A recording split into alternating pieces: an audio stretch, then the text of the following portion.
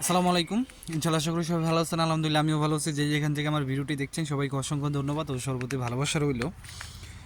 দুঃসংবাদ যেটা আমাদের জন্য খুবই দুঃখজনক যে এমন সময়ে এরকম দুঃসংবাদগুলি মানে পাওয়াটা খুবই একটা আশ্চর্যজনক আশ্চর্যজনক ব্যাপার।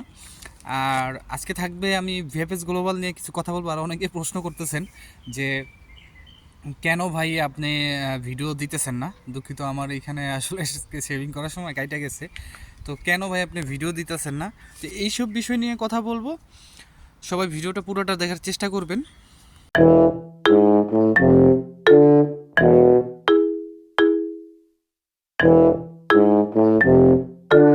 তো সবার আগেই আমি আপনাদেরকে যে দুঃসংবাদ আছে সেটা আমি বলি যে মিলানোর বেরগমা থেকে আপনারা জানেন হয়তো বা আপনাদের আমি একটা পেজে দেখলাম যে আসলে পেজে বলতে তার সাথে আমার কথা হয়।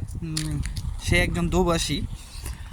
আর দ্বিতীয় কথা হইল মিলানোর বেরগমা থেকে দুইজন লোককে সোজাসুজি ডিরেক্টলি কট করে পাঠিয়ে দেওয়া হয়েছে। তাদের কমিশনে রিজেক্ট আইছিল, ঠিক আছে। রিজেক্ট আসার পরে তাদেরকে পাঠিয়ে দেওয়া হয়েছে।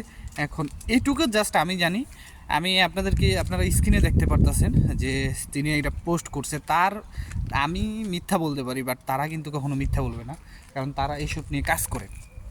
এর আগেও আমি দেখলাম, আপনারা জানেন যে মিলানোর যে কাউন্সিলর আছে বিভাস চন্দ্রকার, তার ভিডিওতেও আমি দেখছি যে আপনার অনেক শহর থেকে বাংলাদেশে যারা আছে তাদেরকে পাঠিয়ে দেওয়া হইতেছে, যারা অবৈধভাবে আসছে। দেখেন, এখন কথা হচ্ছে আপনাদের কিন্তু আমিও বলছি, আমিও আপনাদেরকে বলছি যে ইটালিতে সানাতোরিয়া ঘোষণা দিব খুব শীঘ্রই। বাট এবার সানাতোরিয়ার মাধ্যমটা থাকবে একদম অন্যরকম। আপনারা বিভাস চন্দ্রকারের ভিডিও তো দেখতে পাচ্ছেন, সানাতুরিয়ার বিষয়ে কথা হয়েছে। এবং আপনারা দেখতে পাচ্ছেন হচ্ছে লেটস গো উজ্জ্বল, মানে উজ্জ্বল ভাইয়ের ব্লগে সবাই কম বেশি সানাতুরিয়ার কথা বলছে। তারপরে আমি আনিস ভাইয়ের ভিডিওতেও দেখলাম তিনি সানাতুরিয়ার কথা বলছে। এখন এখানে কথা হইল যে সবসময় একটা জিনিস ইটালিতে হয়, যেহেতু আমরা ইটালিতে অনেক পুরানো না, আমরা ধরতে গেলে নতুনই।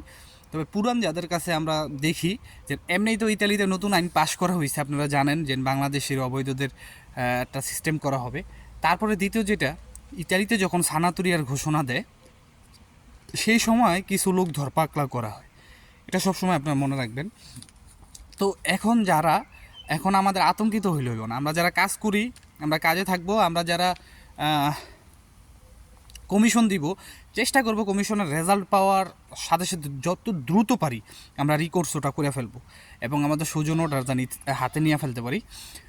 আর আমরা চেষ্টা করবো একটু সেফটি থাকতে, যেরকম আমরা বেশিক্ষণ বাইরে থাকবো না বা দূরে দূরে কোথাও যাব না। নিজের যে যে সিটিগুলোতে আমরা কাগজ পেয়েছি সেই সিটিগুলোতে থাকার চেষ্টা করব। এখন এটা সাবজেক্ট আলাদা, যে না আপনারা এক শহরে কাগজ পেয়ে অন্য শহরে কাজ করেন, এটা সম্পূর্ণই আলাদা। এখন এই কথাগুলি বললাম কেন, আপনাদের সুবিধার্থে বললাম, কারণ ভাই দেশে পাঠাই দিলে এটা যে কত বড় একটা সমস্যা হইব একটা ফ্যামিলির জন্য, এটা শুধু জাস্ট যার ফ্যামিলি আছে তার ফ্যামিলিটাই জানে। আশা করি বুঝতে পারছেন। এখন আমি ভিএফএস গ্লোবাল নিয়ে কথা বলি।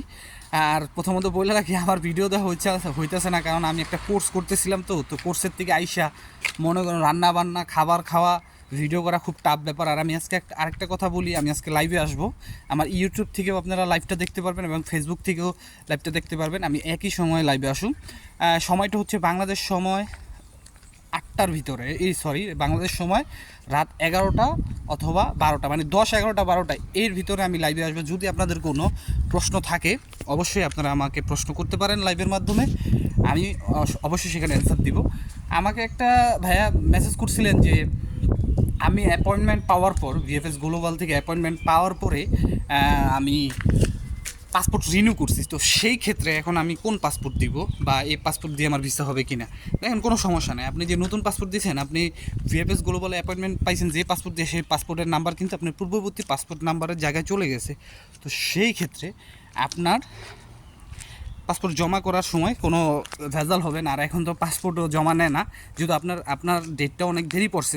যাদেরই দেরি করে পড়ছে, শুধু তারা কি করবে, আপনার পাসপোর্টের স্ক্যানিং কপিগুলো নিয়ে নিবে। আপনার পাসপোর্টে যেমন আছে সেমনই নিবে এবং যতগুলো পৃষ্ঠা আছে, যাদের 48 পৃষ্ঠা আছে 48 নিবে, আপনার যতগুলো পৃষ্ঠা আছে, ঠিক আছে, আশা করি বুঝতে পারছেন। আর আপনারা অনেকেই তো টেনশনে আছিলেন যে ভিএফএস গ্লোবাল থেকে অ্যাপয়েন্টমেন্ট দিবে না, এই সে নানান কথা।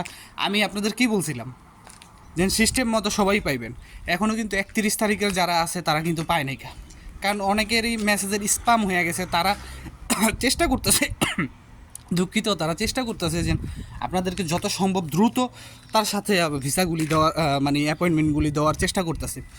আর ভিএফএস গ্লোবাল থেকে যদি ডেলিভারির কথা বলেন, ভিএফএস গ্লোবাল থেকে সচরাচর সেই মানে 300-400 ডেলিভারি হইতাছে 3টা মিলেয়া। তো এটা আমার জানার মধ্যে কিন্তু কম না, অনেকগুলা। কারণ দেখেন ভাই, একটা এম্বাসির ভিতরে বা একটা আপনার রাষ্ট্রীয়, এটা কিন্তু আমাদের দেশের কোনো কিছু না, ঠিক আছে। আর এম্বাসির ভিতরে কিন্তু আপনারা সবাই জানেন যে কর্মী সংকট, যার কারণে মানে যে এই ঝামেলাগুলি হইতেছে। আর যেহেতু তারা একটা নলস্থ অনেক কন্ট্রোল করতেছে, তার কারণেই কিন্তু সমস্যাগুলি হইতেছে। তো এখন আমাদের নিজেদেরকে ধৈর্য ধরতে হবে ভাই। আমরা 1 বছর কাটাই ফেলাইছি, এখন কি আমরা আর 2 মাস কাটাইতে পারব না?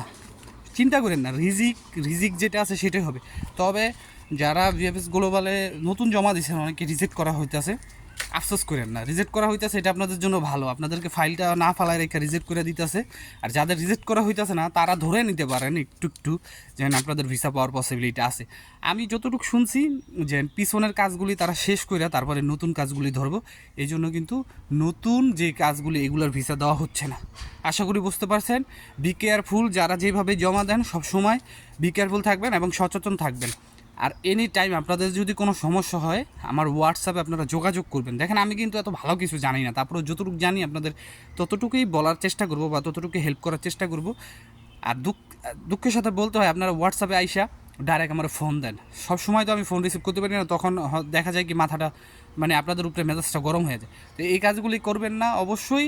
মেসেঞ্জারে যারাই দেন, হোয়াটসঅ্যাপে যারা দেন, ইমুতে কেউ ফোন দেবেন না, মেসেজ করবেন না। হোয়াটসঅ্যাপে কী করবেন, আপনারা মেসেজ করবেন। মেসেজ করার পরে আমি রিপ্লাই দিব। আর আপনার হোয়াটসঅ্যাপে ভয়েস দিলে শুনতে শুনতে মনে করেন দিন পার হয়ে যায়। আর এক কথায় পুরো কথাটা শেষ করার চেষ্টা করবেন। বারবার ভয়েস দেয়, এটা কিন্তু ঠিক না। আশা করি বুঝতে পারছেন। তো আজকের মতো ভিডিওটা এইখানেই। তবে মনে রাখবেন, ইটালি থেকে যারা আমার ভিডিওটা দেখতেছেন ভাই ব্রাদার, আপনারা তো জানেন যে ইটালির কী অবস্থা। আমার চেয়ে আপনারা ভালো জানেন, যার অঞ্চল থেকে, যার সিটি থেকে তারা ভালো জানেন। হয়তো সব জায়গায় হচ্ছে না, যেমন ভ্যানিসে এখন ধরে শুনি নেই, কিন্তু যদি আপনার সাথে হয়ে যায় তাই অবশ্যই সতর্ক থাকার চেষ্টা করবে। সবার জন্য দোয়া রইল, সবার জন্য দোয়া করবেন। আসসালামু আলাইকুম, আল্লাহ হাফেজ।